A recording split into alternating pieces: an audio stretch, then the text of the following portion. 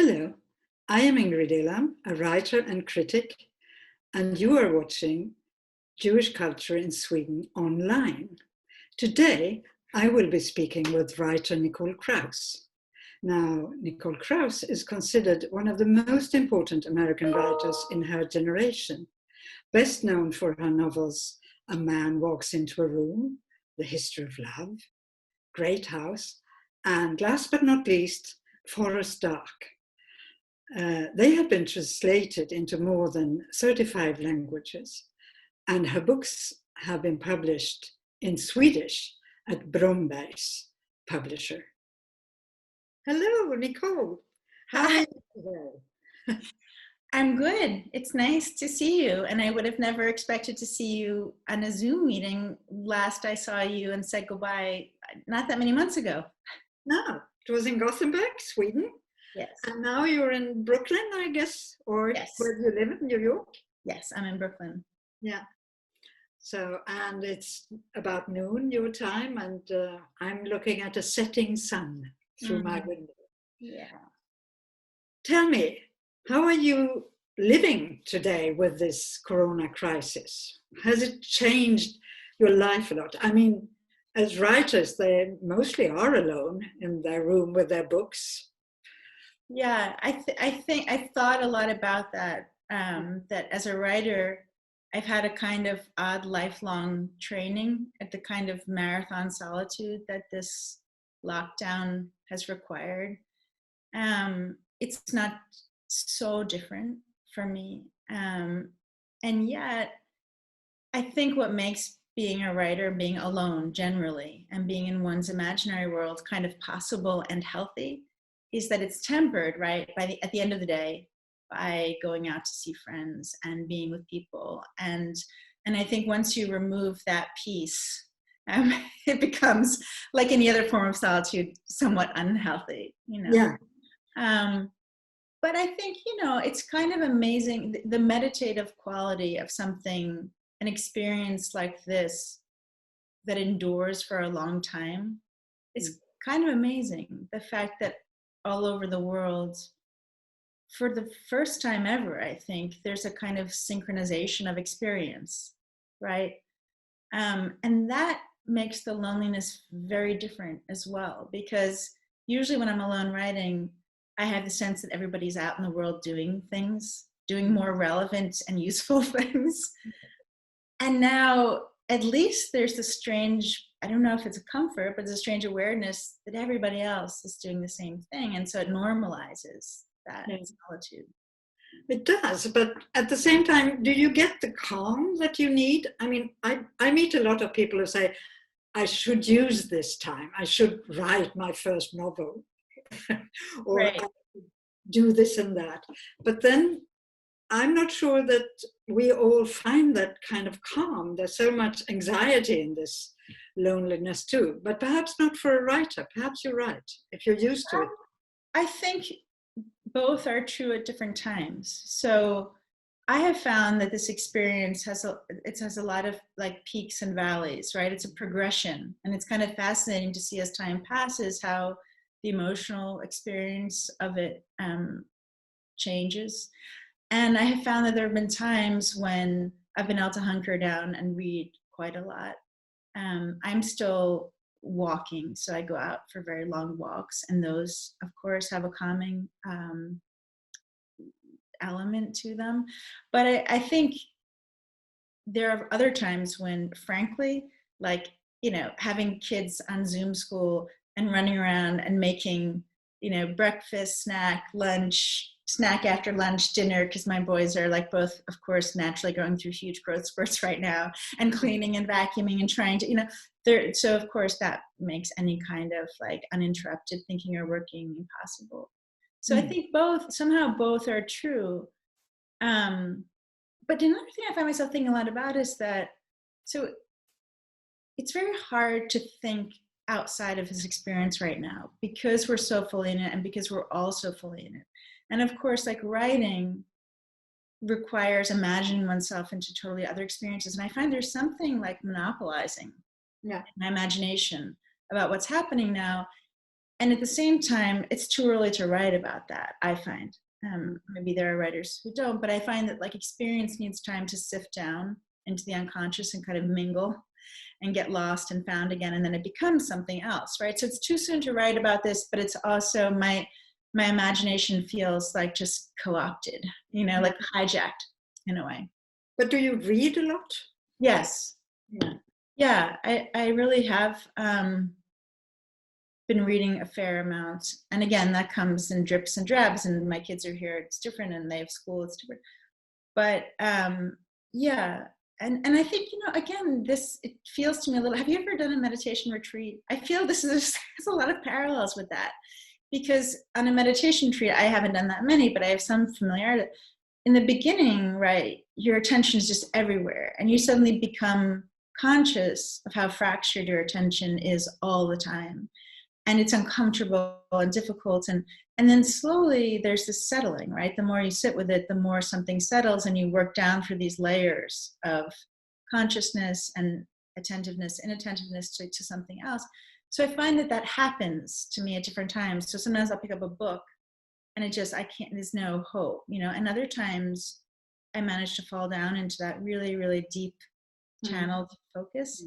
And somehow, and again, like when suddenly books become one of your few alleyways into other lives, right? It's a little bit like childhood. Like childhood, you're confined to your circumstances. You have no avenues out. You can't get in a car and go or leave. And it's a little bit like that. Like suddenly reading takes on that old familiar sense of like giving you a way to travel and get out into other lives. It really does. And actually, a kind of funny story is that if you look at the bestseller lists in Sweden right now, all books that have titles with plague in them have hit the top lists. They have. Yeah, Camus' Plague, La Peste, of course, but also books on the plague, like faction books on the plague. And so people read it, but do you read other books now than you would have read otherwise because of this? I'm not reading plague books, but it's funny because so last night I finished a really beautiful book, old book by a Persian writer called The Blind Owl. That's what it's called in English. And it's really one of the most intense and disturbing records of madness that I've ever come across. And it has a surreal quality to it that perhaps feels more familiar than it might have in other circumstances. And then I was talking to a friend, and he recommended another book by Buchner called Lens, which is also a kind of record of madness. And I thought maybe there's a theme here. So I don't find myself drawn to reading about plagues at the moment. That's interesting that's been the trend. And it's probably the case here as well. I would imagine that people are, I certainly know a lot of people who are reading like the Decameron again and thinking about that. But I think that's perhaps a more journalistic approach to the problem, because I saw in the New Yorker, or perhaps it was New York Review of Books, a big article on plague novels. Right. People have treated the plague and so on. In the New Yorker, yeah. I think Jill Lepore wrote that. Yeah, no, I think it makes sense that when we're thrown into like circumstances that we can understand, right? So first we try desperately to like grapple with the facts, and there was, right, that week or 10 days, I think, in which the entire world was just like reading everything and trying to, what are antibodies, what are the numbers here, what are trying to just understand it factually and through avenues of science and, you know, whatever was being reported journalistically. And at some point that retires itself, right? Like you can't get to the place of calm or understanding because those numbers and that information is always changing. And in some ways you start to realize it's even more anxiety provoking than not looking at it. Yeah. And then maybe that's when the shift happens to like, is there some larger reflection of this experience that will give me some clarity? And I think maybe that's when people start to turn to literature about that experience, but there's something about like enclosure. I think, you know, it's really ironic because I teach writing students at Columbia, in the graduate writing program. And in the fall, I taught a class that was, the way it was designed was, it was largely a class about place. So we were reading novels and thinking about a sense of place. And the class was broken up into novels about landscape, novels about cities, novels about houses or rooms, and then imaginary landscapes. And I thought about like this kind of, you know, like, you know, the landscape, the city, the house, the room, that this is kind of like a strange extension of that. And, you know, I get, okay, so here's a good example. I started to read that, do you know that book, that 18th century book, A Journey Around My Room? Yeah. So I started to read that. And there was a moment I thought like, maybe this was too close. You know? Yeah. But what is getting close is the fact that usually you use things like desert or plague, or in your case, for instance, forest dark. Yeah. You use it as a metaphor. Yeah. Sorry, there's a doorbell. Just we can ignore it, but we can wait it for let it pass. Okay, it should be fine now. Yeah. Anyway, when the metaphor becomes reality, I mean, we don't talk about things as if they were a plague anymore. We talk about the plague. And then, of course, for a writer also, when metaphor sort of becomes very real. There was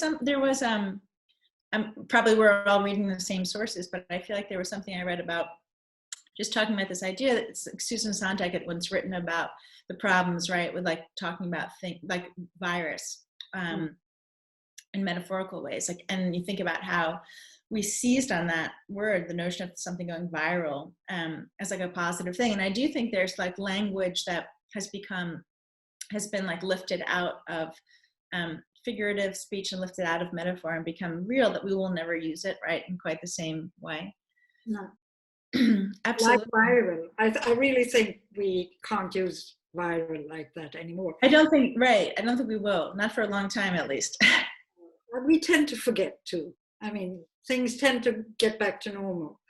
But have you thought about, because I think about that a lot, what will change forever?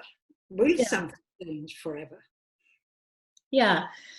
I think it's been on all of our minds, because I think we're naturally like we're hopeful creatures, you know, and so we try to find what good will come out of this. And I think we've all found a lot of patches of that and like hope projections that are hopeful.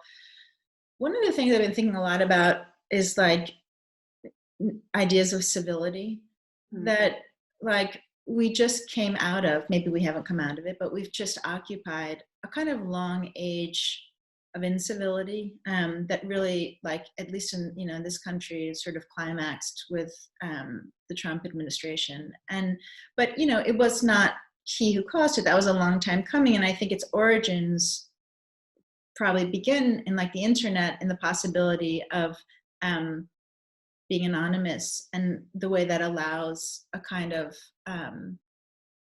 savagery, right, of criticalness in speech, and I think that became, you know, more and more and more extreme, and we reached a point at which it was becoming sort of impossible, right? Like, you know, our public lives and political lives have become so uncivil, and now there's been this necessary, like, sudden shift. And people are remarking on enormous gestures and small gestures that we see and feel when we go out in the street and are among people at a distance, of kindness, right? Of care. And even the notion that an enormous portion of the population that's not at risk to this virus, not at fatal risk to this virus, young people, would sequester themselves and give up, you know, life experience, financial, you know, stability to save other people. It's like, it's something extraordinary, which I think we almost couldn't have imagined given where we were not just a couple of months ago. And I do feel like those these things are habits, right? They're habits of being. And in the same way that, like, maybe in the 1950s or 60s, we couldn't have imagined the kind of lack of civility and that we now live with regularly. I think things can change again. And I do wonder, I certainly hope, but I also kind of have some confidence that, along with like the gratitude of what it is to be together, the gratitude of what these simple things in our lives, to sit across the table, to hug a friend, to enjoy a dinner together, I think there may remain some sense of kindness between people, in large part also because we understand, like, we are so bound to each other, and there's enormous empathy because we can imagine each other's experience, right? Like, now when you walk out in the street, instead of looking at a stranger who's a total stranger and you can't begin to imagine, we froze, but we don't freeze when we look at other people. I agree with you, because I really feel that people have started to realize how many people live alone. For my part, I immediately started thinking, who has not got kids who can give them food at the door? Who of the elderly people I know? And this is not something I think about every day, but now I do it. And I think many people react like that. And look at all these healthcare workers who go to their jobs every day and continue doing it. I mean, I'm just sitting here with my books and my computer or my laptop. Yeah. Do you have what we have at 7:00 every night, that everybody comes out and cheers for the essential workers? Oh, so we have, it's all over New York, and I think we borrowed it from Italy. But at 7 p.m. every night, everyone comes out of their house and cheers. And it began with like cheering for medical workers and cheering for all of these essential workers who are delivering our packages and keep giving us, allowing us to have our food supply chain. But now it feels like, so every night I feel like it gets a little louder and more people come out, a little more wild, some people bang pots and pans.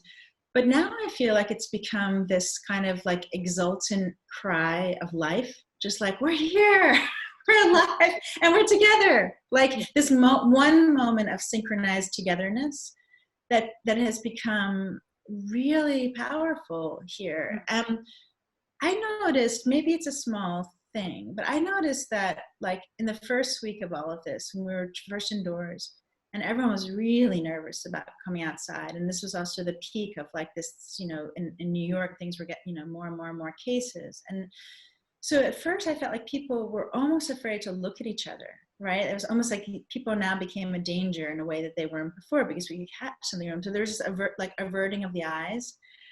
And then that shifted after people have been alone for long enough and kind of began to feel that we're in this together, as this phrase that we keep hearing over and over. And now I find that when I walk outside in the park, people are like, hi, how are you? Like, just, making eye contact, just kind of, there's this warmth or recognition. And it's been a total shift. Unless I'm just seeing what I want to see, I feel that that's what I'm observing. And I just find these trends incredible, like how quickly a whole society can change its habits, change its ways of being. So we'll see. Let's hope that it lasts. I mean, I'm hopeful too. I mean, I realize that people really try to avoid things that will harm other people. For instance, I mean, you live with your kids because you still have small kids, but my children, they say, we can meet outside in the forest from a distance, but I'm sorry, we won't come home to you and have dinner or let you pick up the kids at school or whatever. So they really don't want us to get sick. I mean, we're elderly, me and my husband, but when we walk about, just like you say, we meet other elderly couples, and then we sort of say hello to each other without knowing each other. Right. That's probably not, I think of like Sweden as a more kind of socially reserved society too, so probably even more than New York, and so I can imagine that feels new, different. But it's interesting, it's like the exchange of that gaze is not just what it used to be. It used to be just like, hello, I know nothing about you. Now it's like, hello, I know what you're going through. I know some measure of what you're going through. And that's just a fundamentally different feeling, right? So immediately you have something in common with these people you're passing the street. And not just these people, but for us, like people in Italy, people in Spain, people in Japan, people in Sweden. There's this suddenly like global sense of like a shared experience. And that, I was saying that earlier, that to me is something completely extraordinary. And I think we've never had that before. But that's on the positive note. Yeah. I was wondering if, because I've been thinking about it too, will I ever plan long ahead anymore? Or does this make me live now and really think about what I'm doing right now? Because you never know about tomorrow. When will the next play come? When will it come back? Because I think we have to, and how do we live well? Right. But that's also positive. Like, I think, so there's been this erosion of our sense of time, right? We've all experienced this bizarre feeling in which like time has, the measures of time have kind of dissolved and we don't really know where we are, right? Like, I think I was reading the other day that there's some television program here that people, it says like Monday too, like every day people just like turn it on just to, to be reminded. And I think a lot of us have stopped using our calendars because we have a sense that we're not going anywhere. And the hours of the day contract and expand in all of these strange ways. An interesting point about that is my closest friend is a neuroscientist who studies memory. And she was telling me that they think that our sense of time has something to do with the density of our memories. So when we experience a lot of things, like when you go on a trip, right, and like lots of things happen to you, it seems like an enormous amount of time, right? And when you have a positive experiences, suddenly it's just like time is like slipping past really quickly. But I think like with, time has fallen away for a lot of us, but that does mean, in a positive rendition of that, it does mean we're very much in the present, right? We are where we are now. And there's no, like, it's not about what we're going to do tomorrow or the next day. It's just like kind of grappling with now. And I really feel like we've all been put through a little bit of like of a Buddhist meditation experiment, because, right, that's also like a kind of basic essential tenet of Buddhism is that. So I don't know, you said earlier in the conversation that we forget very quickly. I don't want to like be like, overboard optimistic, because I think that's also true, right? Like I can also sadly see us all snapping back to our hurried lives where it's just like, but still, I think if we use this opportunity. Well, I think just in the same way that like, I think this city and this country was fundamentally changed in difficult ways, in negative ways by like 9/11. I think that like really do feel like the world can be really positively changed by a lot of the things we're coming to understand now. So I really hope so. And I think if we think about it like that, if we are active in a way in rethinking what have we done, what could we do better? For instance, see the connection between environment, economics, the ways we live. Culture is something that is not just something you enjoy, it's something you need for life. All these things, if we rethink that, because what's happening right now is that a lot of people who are into arts, who are writers, artists, musicians, whatever, they don't have jobs. I mean, but they're losing, they can't perform. Many of them. Writers can, of course. And I hope we will realize that we cannot live without that. And writers can, but I think, there's been a lot of, in every area of life, in every profession, there's just a lot of worry about how things will survive after this, which depends on how long this sort of economic shutdown endures. But there was, I thought, a quite surprising, and then it's not usually the tone you find in the New York Times Book Review, but there was a lovely, surprising letter that the editors of the New York Times Book Review wrote a couple of days ago, maybe over the weekend, and just saying, you know, like, we really fear for this world that matters to all of us as readers, you know, authors who, you know, whose salaries, you know, like people who teach and people whose books are about to come out, and bookstores, of course, you know, that are having trouble surviving in the publishing world. And I think, you know, there, of course, in all of these moments when the things that we took for granted become fragile, we suddenly realize how much we need them, right? So I don't know if it's like this in Sweden, but, you know, like, we all have our independent bookstores here who suddenly are converted to be online, and we're all trying to buy books from them. Yeah. Right? Yeah, I mean, so. We try to support it in various ways. And actually we have funding too, that, I mean, official funding. Right. That's a positive difference that you have in Sweden that we lack here. But we'll see how long it will last. But I'm hopeful, and some things will never go away. As long as there are human beings, there will of course be art and books and stories to be told. And talking of stories to be read and told, you are going to read for us. Yes. So we will say hello, you and I, and you will read from one of your earlier books. Tell us about it. Okay. Well, you had asked me to think of something to read, and suddenly what popped into my head was a little part of the opening of what is for me a very old book, and a book that I don't often think about anymore, certainly never read from, which is The History of Love. But it's an opening about a man, Leo Gursky, who lives alone and who is sort of talking about the desperation to be seen. And I think it's something that's been in my mind a lot, the notion that we're often not aware of how much we value and need other people's witness to our lives, right? Like, we as parents are witness to our children's lives, but even like the small witness of somebody you see on the train or order your coffee from, and certainly like the witness of your friends that you talk to and see and share presence with, that our lives, at least to me, don't feel like our lives, don't feel like fully realized to some degree without that witness.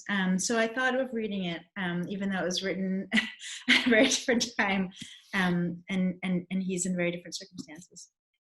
Thank you. Yes. Thank you so much. Thank you. So nice to see you. You too.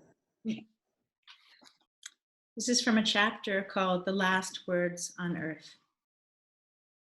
I often wonder who will be the last person to see me alive.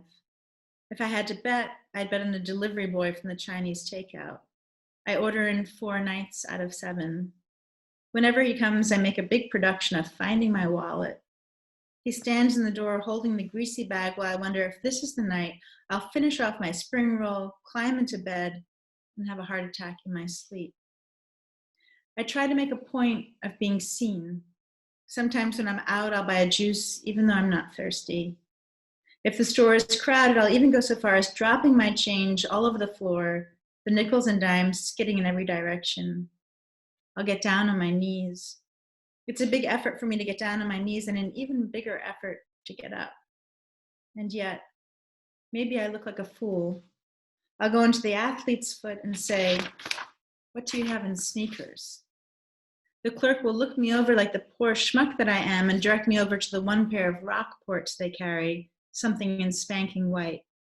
Now I'll say, "I have those already." And then I'll make my way over to the Reeboks and pick out something that doesn't even resemble a shoe. A waterproof bootie, maybe, and I'll ask for it in size 9. The kid will look again, more carefully. He'll look at me long and hard. "Size 9, I'll repeat, while I clutch the web shoe. He'll shake his head and go to the back for them. By the time he returns, I'm peeling off my socks. I'll roll my pants legs up and look down at those decrepit things, my feet. And an awkward minute will pass until it becomes clear that I'm waiting for him to slip the booties onto them. I never actually buy. All I want is not to die on a day that I went unseen. Thank you for watching Jewish Culture in Sweden online. This is Ingrid Elam. And now you take care of yourselves. Stay safe.